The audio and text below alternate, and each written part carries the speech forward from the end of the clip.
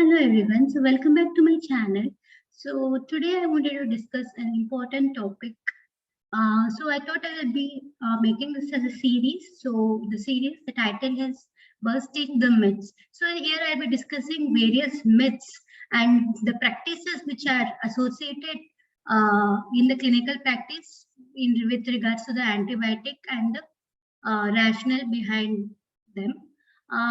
So yes, I hope you find this series useful. I will try to upload this series like every week if I am able to find the content. And don't forget to watch the video till the end.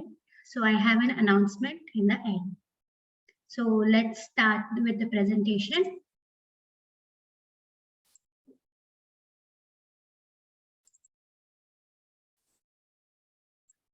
So busting the myths. So first topic which I wanted to cover was the exotic BL-BLI. So how many of you have used or heard of this BL-BLI combination? Like ceftriaxone tazobactam, ceftazidime tazobactam, cefoperazone tazobactam, ceftriaxone sulbactam. So are all these BL-BLI which have been approved? So it's no. So none of these BL-BLI have been approved by the FDA or any other organization. And are there any studies which are available for this combination? Most of these combination have almost no studies which are associated with this. So this is a very good article or the commentary which was published in Antimicrobial Agents and Chemotherapy, Unorthodox Parenteral beta-lactam and beta-lactamase inhibitor combination, flouting the antimicrobial stewardship and compromising the patient care.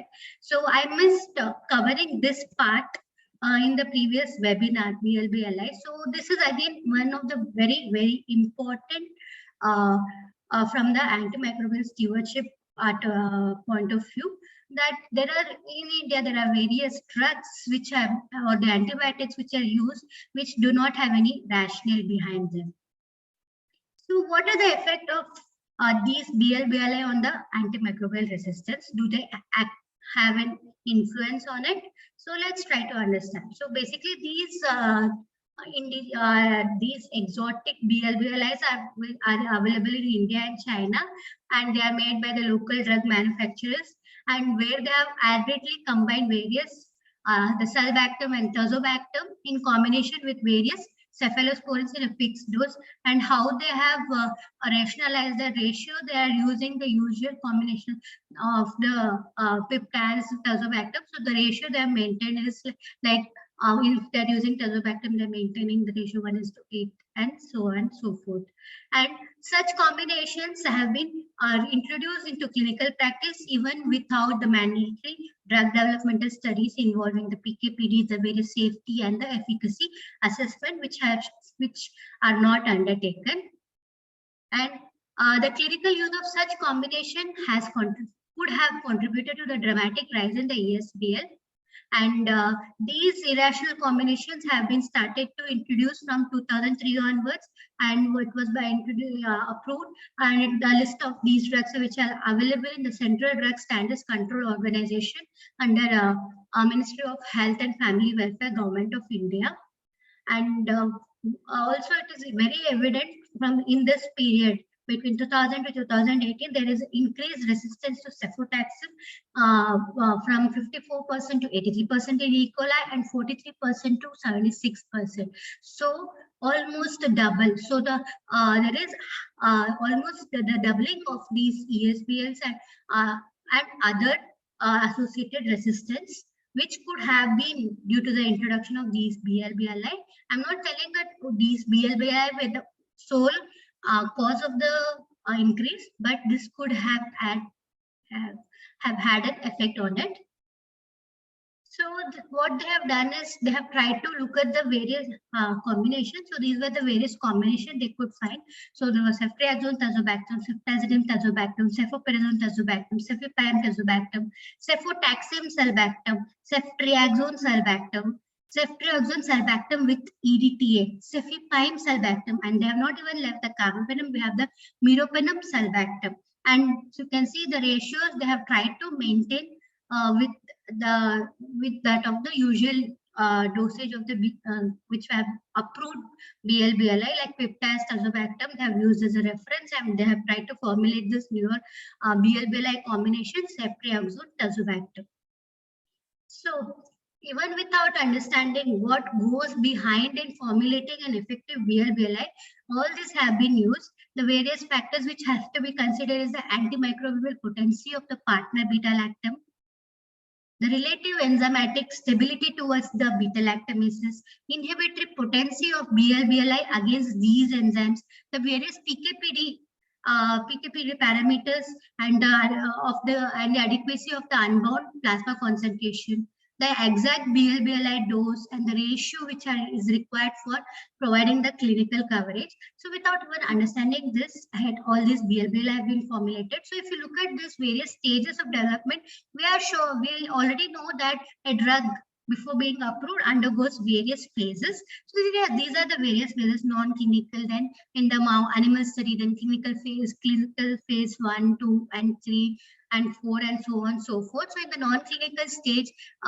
they will develop the appropriate MIC diffusion for acceptance in CLSI, establishing the BLBLI potency, establishing the MIC 90 against various resistive types, time kill assays. In the non-clinical animal study, they will identify the various PKPD indices, whether it is following concentration or time dependent, and various pharmacodynamic index for the drug to have activity or drug to have bactericidal activity. And then in clinical phase, various PK, pharmacokinetics, and the safety profile is analyzed, and so forth. So none of these combinations which are available locally have gone through all these stages of the approval of the combination.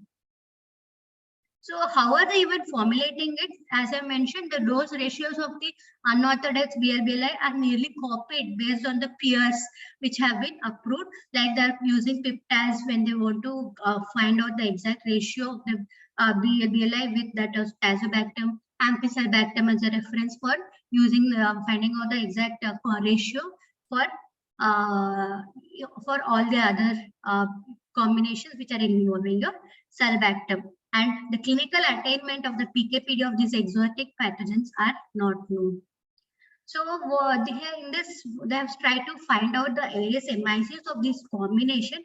So you can see most of this have the MIC 90, which is almost more than 32, and most of them even have more than 128. Is it even practical to reach this MIC in clinical situations? So these pharmacodynamic targets are not attainable. So amongst which it is attainable, so you can see here meropenem sulbactam is the only one which has a favorable MIC 90. But is it because of this combination? No. So as we all know, the meropenem has it's a very good drug which can act on various classes of the class C ESBL. And hence, this combination, the effect of this MIC 19 may be just due to the meropenem, and this sulbactam is adding nothing extra to it. You are just simply adding an extra drug where it is not necessary. And they have also evaluated the various combination for the MBLs. So as we all know, MBLs are the ones which are predominant in India. So they have tried to you do the combination for this as well. So they have used this combination with EDTA, that is ceftriaxone sulbactam with EDTA. So the used combination ratio maintained is 2:1, with EDTA being around 37 mg. So what is the purpose behind this? As we all know, MBLs have the metal ion. So the EDTA will chelate the metal ion, which is required for the catalytic activity of the MBL. So, but is it that any amount of EDTA will inhibit? For the action to happen, it requires around 150 to 1400 mg per liter of EDTA. So, but what is the amount which is available? They're adding is 37 mg And this 37 mg will attain the Cmax of maximum 11.8 mg per liter, which is inadequate to neutralize the MBL and restore the activity of the ceftriaxone. So again, this combination has no action against this MBL, and even this is evident by the MIC 90 being more than 128.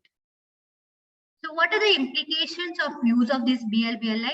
Again, first and foremost, they don't come with the dose recommendation, and whether there is requirement of renal adjustment, and what is the dosing, and whether it can be given in pediatrics. And all this will have an implication being, so the amount of drug may be underdose or excessive dosing, which will further lead to the clinical failure. And because there is suboptimal exposure of these drugs, though they are in combination, they are exposed to both of these drugs, so there is increased chance of resistance development. And if you are giving excessive dose, the various drug toxicity. So next, I want to discuss about Pharopenem. So what is this Pharopenem? Is this an oral alternative of carbapenem? Definitely no. So this is one of the big misconception amongst the clinician, that Pharopenem is a oral alternative of the carbapenem. So whenever a patient is having DSPL and they want to treat and they want to discharge the patient early, what they do is initially they give meropenem and then discharge the patient on Pharopenem oral. But this should not be done, and this should be always and this should be stopped immediately. Basically, even the advertisement of this various Pharopenem was suggesting it as an oral carbapenem. Even there is a mistake in the K.D. Tripathi pharmacology, which most of the students follow. In that also they have mentioned Pharopenem even in the latest edition under your carbapenems. So the tebipenem pivoxil is the world's first oral carbapenem, and this is under development and it's approved in Japan, and it's not available in India as of now. And these are the only drugs under the penem groups. And this is a class of antibiotic which is structurally hybrid between the various other carbapenems, like various other beta-lactam like penicillin, cephalosporin, and carbapenem. So this was approved by DCGI in India in 2010 for treatment of respiratory tract, urinary tract infection, skin and soft tissue infection, and gynecological infection. Lot of spectrum. So just between 2010 to 2014, because of this approval, the consumption rose from 150%. So as I mentioned, it's a hybrid. So how does it actually look like? So penem and carbapenem, they differ by just this one sulfur group which is there in place of the carbon group in this ring chain. So that is why it is different from the carbapenem. These have been given orally, whereas the other carbapenems have to be given IV. So what is it? Why is it so? Because the stability is attributable to the thyroid tetrahydrofuran ring side chain. And this Pharopenem preferentially targets PBP2 more than PBP1A and others, and they have no action against PBP2A. And the resistance is due to the alteration of the PBP as well as production of beta-lactamases, just like any other beta-lactam. And they have the same coverage as that of penicillin, cephalosporin, gram-positive, gram-negative, and anaerobes are also covered. And it is intrinsically resistant to Pseudomonas aeruginosa, MRSA, Acinetostinu, and Enterococcus faecium. So far the drug seems to be okayish, and when it is giving the same coverage and it has an oral administration, why am I not telling that this can be given as an alternative to carbapenem? Let's study further. So coming to the pharmacology, there is two formulation, Pharopenem, medoxamil. This has 90% bioavailability, whereas the compound which is available in India is Pharopenem sodium. This Pharopenem sodium has a lower bioavailability, as low as 20 to 30%. So again, this is one of the major causes. So you are giving it as an advocating it as an oral antibiotic, and the bioavailability is as low as 20 to 30% in the formulation which is available in India. So do you think it will attain the drug concentration required for the bactericidal activity? Definitely no. So it is orally given at 300 mg BD dose and 80 to 89% protein binding, and it is renally excreted. And though it is renally excreted is known, but there is no data available for the modifying the dose according to the renal status of the patient. And they have both concentration and time dependent kinetics. So what are the concerns related to this use? So first and foremost is the inappropriate use. As I mentioned, the clinicians have started to use it as an oral alternative to the carbapenem due to the false marketing strategy. So again, leading to the inappropriate use, and there is lack of oversight of the off-label use. So they have to approve for certain indication, but as we all know in India, we don't follow anything. So it has been given left, right, and center for any infection which you want to cover, and you want to cover like that of a carbapenem, and we want to have an oral route for it. And there is a risk of development of cross resistance to carbapenem due to the suboptimal dosing. So you are giving treatment of ESBL as you're giving this ferropenem, and now the patient will not have a response, and there is higher chances that the patient will return to you with a carbapenem resistant bacteria. And there is no breakpoints defined for ferropenem, hence you are not able to keep track of the resistance development. And as I mentioned before, the oral formulation which is available in India, that is ferropenem sodium, is poorly absorbed and has a very low bioavailability. So, and very important point, FDA has rejected the use of ferropenem. In all the indications it was submitted. So they have submitted the ferropenem for 4 indications in 2014. FDA has rejected all of these because of lack of placebo studies. So that's why I hope that if at all there is a practice of using ferropenem as an oral alternative of the carbapenem in your institute, I hope you educate your clinicians to immediately stop it. So next, I want to address is the vancomycin in MSSA, proven MSSA. So there are various studies which have shown this, that vancomycin is inferior to any other beta-lactam in treatment of a case of methicillin susceptible Staphylococcus aureus infection. So this is one of the comparative, one of the articles that is the comparative effectiveness of beta-lactams versus vancomycin for treatment of MSSA bloodstream infection among 122 hospitals. So what is the conclusion? So the empiric, the conclusion was the MSSA bloodstream infection, beta-lactams are superior to vancomycin for the definitive therapy, but not for empirical therapy. And patients should receive beta-lactams for definitive therapy, specifically any anti-staphylococcal penicillin or the cefazolin. So you can see definitive therapy had the patients who received definitive therapy with beta-lactam had 35% lower mortality when compared to patients who received vancomycin. So 35% mortality lesser in case of beta-lactam when you compare to vancomycin. So they should definitely alert. So if you're giving empirical treatment, you definitely go for vancomycin. But once it is a confirmed strain of MSSA, definitely you should there is a need to stop vancomycin and give an appropriate beta-lactam agent. Again,